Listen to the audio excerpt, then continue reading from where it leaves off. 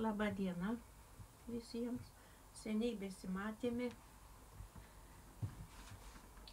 Labai smarkiai nudegiau, bet gražiai taip nudegiau ir nes kremą naudojau ir, kaip sakyti, savo namuose kaime.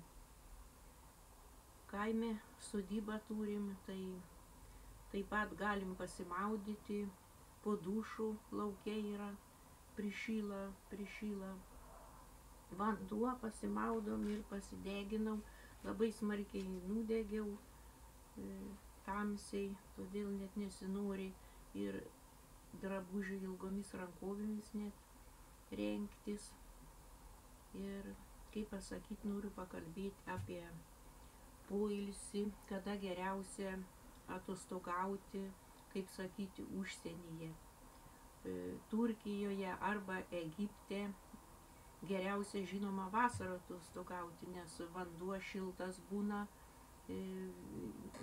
galėsi jūroj pasimaudyti, bus galima, nes pavasarį, ankstyvą pavasarį ne visuomet jūroje pasimaudysim. Tačiau kelionės būna pačios pigiausios tai pavasarį. Pavyzdžiui, balandžio pabaigoje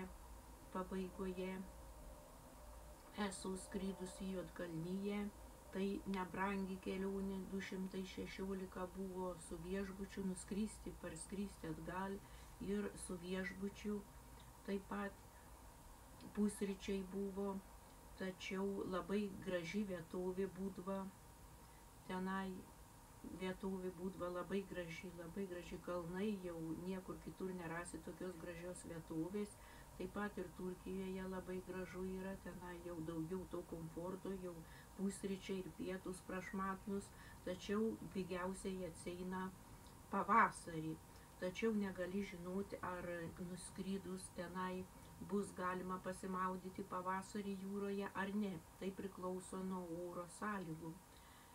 Bet te kainuoja 250 į Turkiją ir į Egiptą tokia pat kaina buvo. Nebežinau, ar viskas įskaičiuota, ne, bet pusryčiai tai buvo, taip pat parvežimas iš oro uosto ir atgal ir viešbutis 7 nakvynių. Ir už tokią kainą man yra priimtina, tačiau kažkaip pavasarį paso neturėjau, tik kortelę teturiu, tai ir susilaikiau nuo skrydžių susilaikiau, o paskui kelionės jau vasarą būna brangios labai. Tai patarčiau skristi pavasarį, jeigu norit pigiau.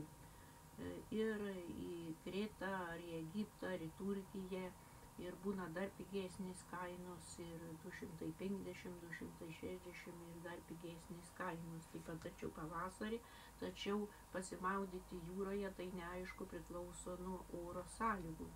O vasarą jau kelionės būna brangios, nes daug kas, kur, kaip sakoma, jeigu norime pigiau patostogauti, pigiau negu Lietuvoje, tai pavasarį patostogausim Turkijoje, Egipte, ar kur nors kitur ar Kretoj, bet jau vasarą kelionės, tai jau nebus pigesnės negu Lietuvoj.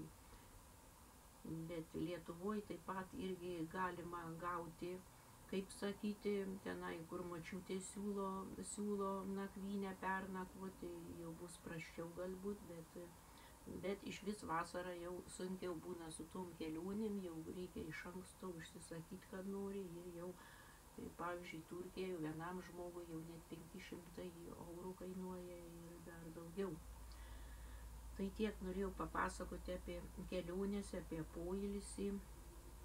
Mes tai važiuodavom į Palangą dažniausiai, bet labai neblogai yra ir į Latvijos pusę, į Jūrmalą važiuoti pat, kaip kam kur arčiau nuvažiuoti.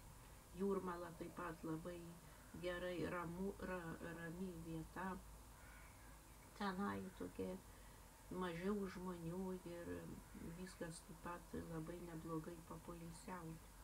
Arba prie kokio ežero dar galima, patarčiau, prie ežero taip pat labai neblogai būna papoilsiauti.